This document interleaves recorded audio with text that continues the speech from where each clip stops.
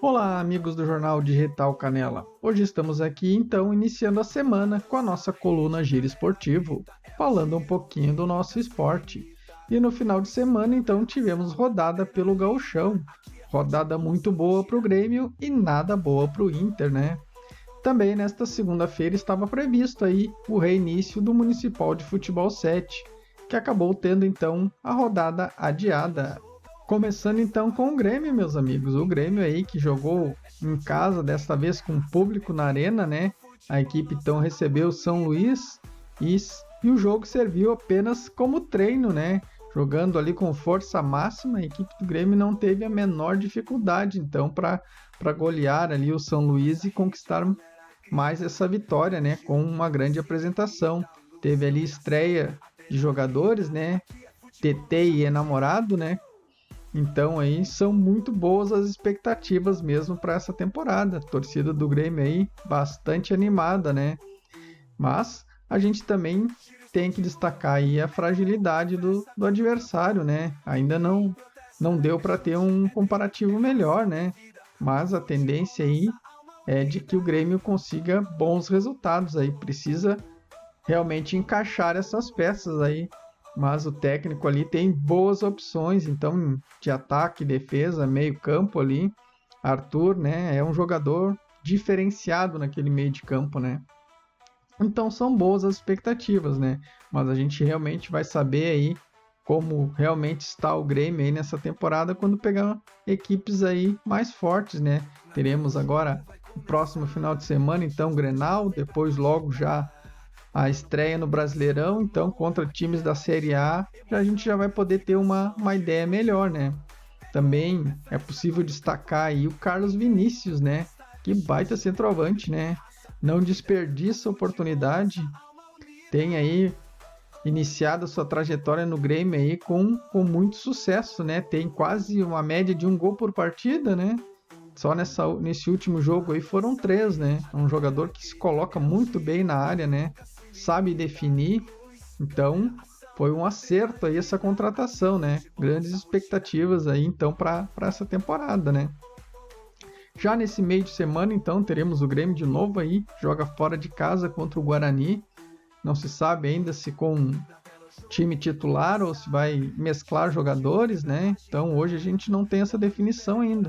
Mas temos aí boas expectativas para essa temporada com relação ao Grêmio, né? A torcida tricolor, sem dúvida, animada com essas contratações, né?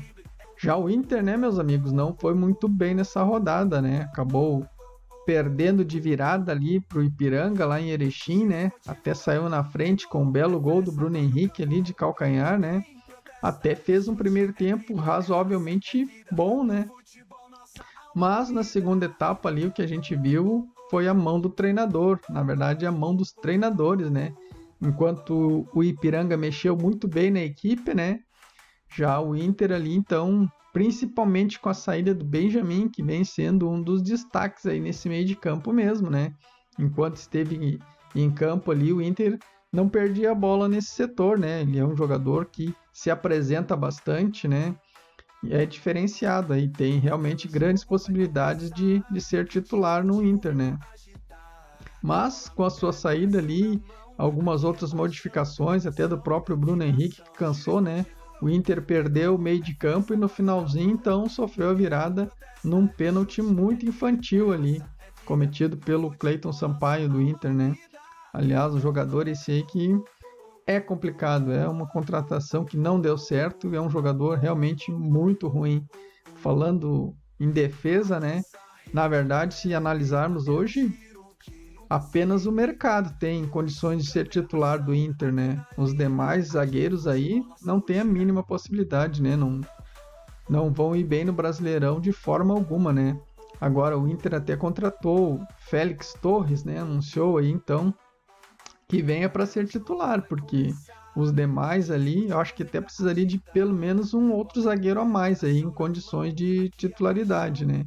Porque essa defesa do Inter realmente é muito complicada, né? Tem passado trabalho aí com esses times do Gauchão, né?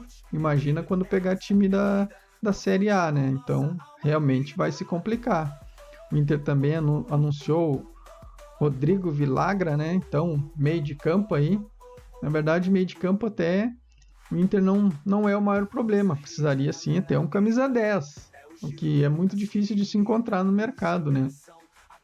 Mas volantes não é o maior problema. Eu acho que na defesa ali, sim. Defesa é que realmente é complicada, né? Mas talvez esse jogador aí venha para somar também, porque são competições difíceis aí, né?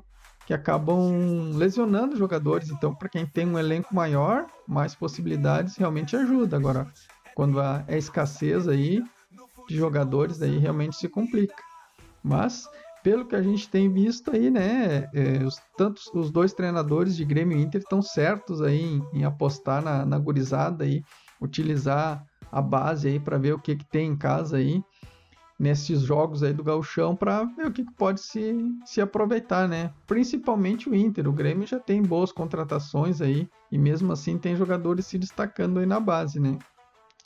Já o Inter precisa realmente muito, né? Só que esse último jogo ali, então foi erros de modificações ali que acabaram custando caro, né? Mas a possibilidade de não se classificar para a próxima etapa é quase zero, né? Para Grêmio e Inter, né? Então esse não é o maior problema, né?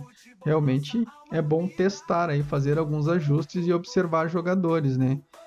Tanto para pro bem como pro mal, né? Dá pra gente ver aí, tem jogadores no Inter aí que não tem a menor possibilidade de vestir a camisa, né? Espero que tanto a comissão técnica esteja vendo isso aí. Jogadores ali que na temporada passada já foram muito mal, iniciaram a temporada 2026 também muito mal, né?